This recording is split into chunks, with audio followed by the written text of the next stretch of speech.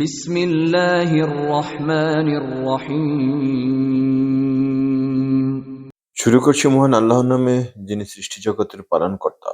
فجعلناها نكالا لما بين يديها وما خلفها وموعظة للمتقين। আমি একে বানিয়েছি দৃষ্টান্ত সে সময়ের এবং তৎপরবর্তী জনপদ সমূহের জন্য এবং মুত্তাকিদের জন্য উপদেশ।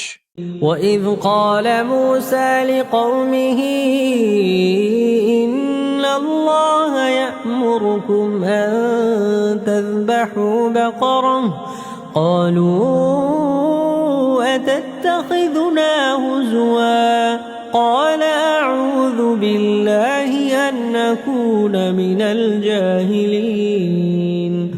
আর স্মরণ করো যখন মুসা তার কাউমকে বলল, নিশ্চয়ই আল্লাহ তোমাদেরকে নির্দেশ দিচ্ছেন যে তোমরা একটি গাভী জবাই করবে। তারা বলল, তুমি কি আমাদের সাথে উপহাস করছো?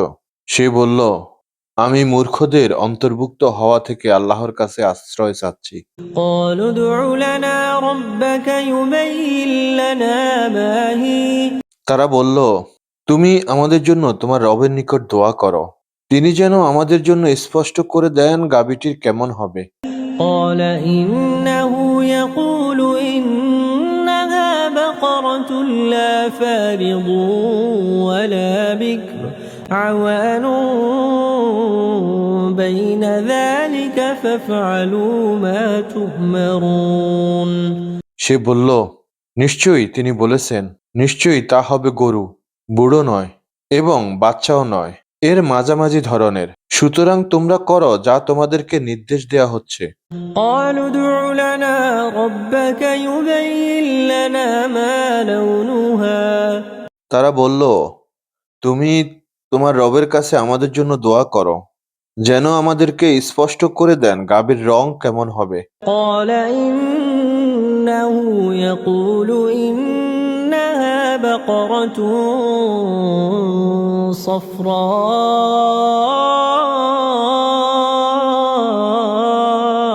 صفراء فاقع لونها تسر الناظرين।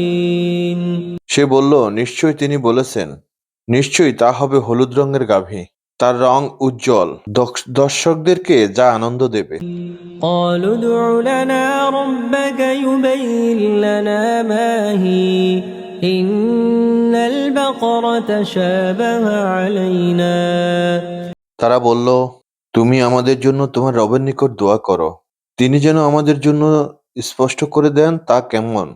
وإنا إن شاء الله لمهتدون। নিশ্চয়ই গরুটি আমাদের জন্য সন্দেহপূর্ণ হয়ে গিয়েছে, আর নিশ্চয়ই আল্লাহ চায় তো পথপ্রাপ্ত হব। প্রিয় দর্শক, আপনারা এতক্ষণ শুনলেন সূরা বাকারার ৬৬ থেকে ৭০ নম্বর আয়াতের বাংলা অর্থ সহ।